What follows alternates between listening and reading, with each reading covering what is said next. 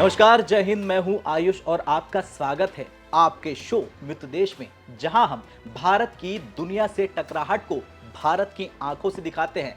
आज हम एक ऐसी जीत पर चर्चा करेंगे जिसने सिर्फ एक कंपनी की नहीं बल्कि भारत की डिजिटल संप्रभुता, कानूनी क्षमता और वैश्विक संप्रभुता की असली परीक्षा ली।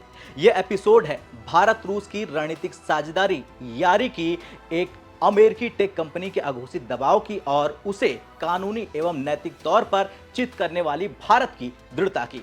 आपको हमने भारत तक पर बताया था कि 18 जुलाई 2025 को ईयू ने रूस और उसके ऊर्जा क्षेत्र पर एक नया प्रतिबंध पैकेज लागू किया। माइक्रोसॉफ्ट ने तुरंत नायरा की आईटी सेवाएं, जिसमें कि ईमेल, टर्म्स, आउटलुक और क्लाउड सिस्टम शामिल थे, सस्पेंड कर दी बिना किसी पूर्व चेतावनी या सूचना के। इसका असर यह होता है कि कर्मचारियों की ईमेल बंद हो जाते हैं, संचार बाधित हो जाता है, दैनिक संचालन ठप हो जाता है। भारत की एक महत्वपूर्ण रिफाइनरी डिजिटल ब्लैकआउट का सामना करने लगी।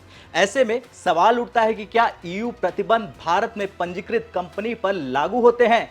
क्या अमेरिकी कंपनी बिना किसी अमेरिका या भारतीय कानून के आधार पर सेवाएं बंद कर सकती है? और क्या भारत रूस की दोस्ती से अमेरिका को हर दिन हर सेकंड दिक्कत हो रही है? चलिए इन तमाम सवालों के जवाब विस्तार से जानते हैं। दरअसल रूस और भारत की दोस्ती दशकों पुरानी है, रक्षा से ऊर्जा तक, परमाणु से अंतरिक्ष तक। लेकिन नायरा एनर्जी गुजरात की वादीनार में स्थित एक रणनीतिक तेल रिफाइनरी है जिसमें रोसनेफ्ट की लगभग 49.13% हिस्सेदारी है। नायरा भारत की तीसरी सबसे बड़ी रिफाइनरी है और लगभग 6600 पेट्रोल पंप चलाती है। रिफाइनरी भारत की ऊर्जा सुरक्षा और विदेशी तेल आपूर्ति विकल्पों में से एक प्रमुख स्तंभ है। यही साझेदारी आज एक कानूनी गोलबंदी का केंद्र बन गई है जिसने भारत की राष्ट्रीय संप्रभुता की झलक दिखाई।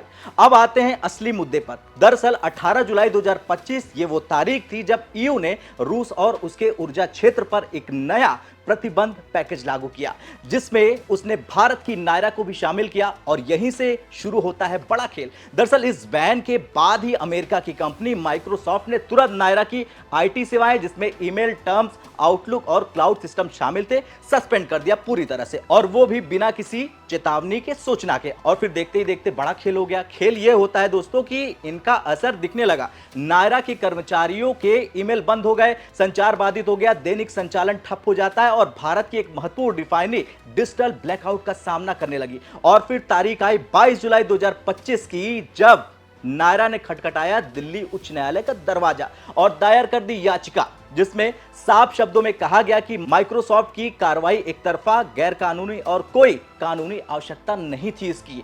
याचिका में यह तर्क दिया गया नायरा की तरफ से कि भारत या यूएस कानून माइक्रोसॉफ्ट को ऐसी कार्रवाई करने की अनुमति नहीं देता। कंपनी के कर्मचारियों को अपने लेजिटिमेट डेटा, ईमेल और इंटरनल कम्युनिकेशन तक पहुंच से वंचित कर दिया गया। नायरा का आरोप यह भी था कि माइक्रोसॉफ्ट ने बिना परामर्श, बिना नोटिस और कंप्लेंट की आड़ में यह कदम उठाया, जो एक चिंताजनक प्रवृत्ति को दिखाता है। देशों की संप्रभु कानून व्यवस्था के बाहर कंपनियां विदेशी कानूनों को लागू करना शुरू कर दें।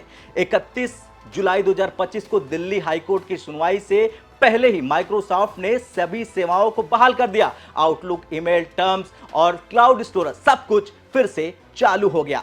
कोर्ट में नायरा के वकील ने कहा कि मामला सुलझ चुका है और माइक्रोसॉफ्ट ने सेवाएं बहाल कर दी है, और यह भारत की एक बड़ी जीत हुई। एक माइक्रोसॉफ्ट प्रवक्ता ने न्यूज एजेंसी रॉयटर्स को बताया कि हम भारत और दुनिया भर में अपने सभी ग्राहकों का समर्थन करने के लिए प्रतिबद्ध हैं और ईयू के साथ सेवा निरंतरता सुनिश्चित करने के लिए लगातार बातचीत कर रहे हैं। तो ये बयान था और ये वापसी भारत की कानूनी और नीति दृढ़ता की जीत है। भारत ने स्पष्ट संदेश दे दिया कि वो कूटनीति, कानून और रणनीतिक रूप से सक्षम हो चुका है कि किसी वैश्विक टेक कंपनी को भी विरोधाभासी निर्णय लेने से रोक सकता है। डिजिटल आजादी केवल डेटा एक्सेस ही नहीं, संचार के माध्यमों की स्वतंत्रता की सुरक्षा है। फिर से यह सवाल उठने लगा कि जब विदेशी कंपनियां आपकी कम्युनिकेशन, क्लाउड और डेटा इंफ्रास्ट्रक्चर के जरिए आपकी आत्मनिर्भरता को नियंत्रित कर सकती हैं, तो आपकी आजादी कैसी है? तो चलिए जानते हैं कि अब क्यों टेक माध्यम से यह हमला हुआ? दरअसल सीधे दबाव संभव नहीं था। अमेरिका और यूरोपीय संस्थान टेक माध्यम से अप्रत्यक्ष दबाव बनाने की नीति अपनाते रहे भारत के खिलाफ। यह कोई तकनीकी विरोध नहीं था, बल्कि यह एक ग्लोबल पॉलिटिकल मैसेज था। भारत से रूस संपर्क घटाने का दबाव था। इस मामले ने कुल मिलाकर साफ कर दिया कि भारत अब टेक्नोलॉजिकली प्रयोगशाला नहीं, न्यायिक और रणनीतिक सशक्त इकाई बन चुका है। भारत ने जवाब कानूनी मंच पर दिया, बिना चिल्लाए लेकिन प्रभावी रूप से। भारत को अब आवश्यक कदम उठाने होंगे, जैसे डिजिटल स्वदेशीकरण में लोकल क्लाउड प्लेटफॉर्म और ईमेल इंफ्रास्ट्रक्चर के माध्यम से, वैकल्पिक सप्लायर नेटवर्क जो रेडिफ.com जैसे देश साझेदारों को समर्थ बनाना, जैसा कि नायरा ने संकट के दौरान अपनाया।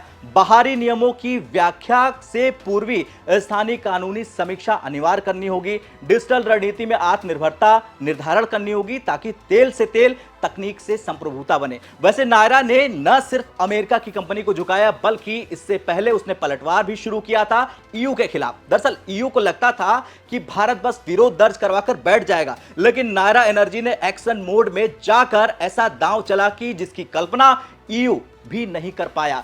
नायरा ने एक प्रोडक्ट एक्सपोर्ट टेंडर निकाला नफ्ता कार्गो का। यह कार्गो 33,000 से 35,000 मीट्रिक टन का था, जिसे ईयू के एक देश को भेजना था। लेकिन टेंडर में नायरा ने 2 शर्तें रख दी, या तो एडवांस पेमेंट कर दो या फिर लीटर ऑफ क्रेडिट दो, वरना माल वापस नहीं मिलेगा। और जब ईयू की कंपनी ने यह शर्त पूरी नहीं की तो नायरा एनर्जी ने सीधा टेंडर ही कैंसिल कर दिया। इतना ही नहीं, उस टेंडर को बाद में मिडिल ईस्ट की एक ऑयल मेजर कंपनी को बेच दिया गया, और वो भी 2.5 से 3 प्रति बैरल डॉलर के प्रीमियम पर। यानी यूरोप को झटका और भारत को जबरदस्त फायदा। अब बात करें भारत के जिगरी यार की कंपनी यानी रोसनेफ्ट के बयान की, तो रोसनेफ्ट ने बयान जारी करके पहले ही कह दिया कि नायरा एनर्जी भारतीय ऊर्जा उद्योग के लिए रणनीतिक संपत्ति है। इस पर प्रतिबंध लगाने से भारत की ऊर्जा सुरक्षा को सीधा खतरा पैदा होता है। रूस की कंपनी की ओर से साफ शब्दों में कहा गया कि ईयू का तर्क झूठा है और यह अंतर्राष्ट्रीय कानूनों का उल्लंघन है। मतलब साफ है कि रूस ने न केवल ईयू के कदम को अनुचित बताया, बल्कि भारत का नाम लेकर वैश्विक मंच पर उसका पक्ष भी रखा। यह वही दोस्ती है जो दशकों से चली आ रही है, और जब वक्त आया तो रूस ने तुरंत भारत की पीठ पर हाथ रख दिया।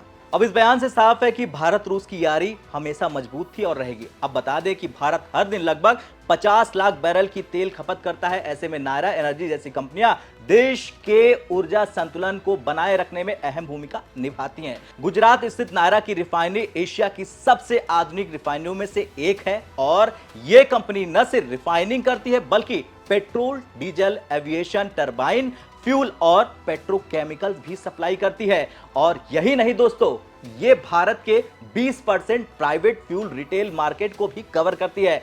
अब आप सोच सकते हैं कि उस पर प्रतिबंध लगाने से भारत को कितना नुकसान हो सकता है। ईयू कहता है कि उसकी लड़ाई रूस की आक्रामक नीतियों के खिलाफ है, लेकिन सवाल यह उठता है कि क्या किसी तीसरे देश जैसे भारत की कानूनी कंपनियों को निशाना बनाना उचित है? नायरा एनर्जी न तो रूस में रजिस्टर्ड है और न ही वहां से नियंत्रित होती है, फिर भी उसे निशाना बनाना कहीं ना कहीं यह संकेत देता है कि ईयू की नीति सिर्फ प्रतिबंध की नहीं, बल्कि प्रभाव के विस्तार की है, और इसका सीधा असर भारत जैसे मुल्कों पर पड़ सकता है। खैर, यह खबर सिर्फ एक आईटी सेवाओं की बहाली की नहीं है, यह है भारत की वैश्विक दबाव के खिलाफ कानूनी जवाबदेही क्षमता की, भारत रूस रणनीतिक साझेदारी की स्थिरता की, और सबसे जरूरी भारत की डिजिटल संप्रभुता की घोषणा की। माइक्रोसॉफ्ट जरूर झुका, लेकिन असल में भारत ने रणनीतिक रूप से खड़े होकर अपनी तकनीकी और कानूनी ताकत दिखा दी। भारत अब अपनी तकनीकी, रणनीतिक और कानूनी ताकत से खड़ा है। यह जीत सिर्फ नायरा की नहीं, बल्कि उस भारत की जीत है जो अब किसी की टेक दादागिरी से नहीं डरता है, उसे चुनौती देता है। अगर आपको यह एपिसोड अच्छा लगा हो तो लाइक करें, शेयर करें और कमेंट में यह जरूर बताएं कि आप अगली बार कौन सा विषय देखना चाहते हैं। हम एपिसोड लेकर आपके सामने हाजिर होंगे। जय हिंद, वंदे मातरम।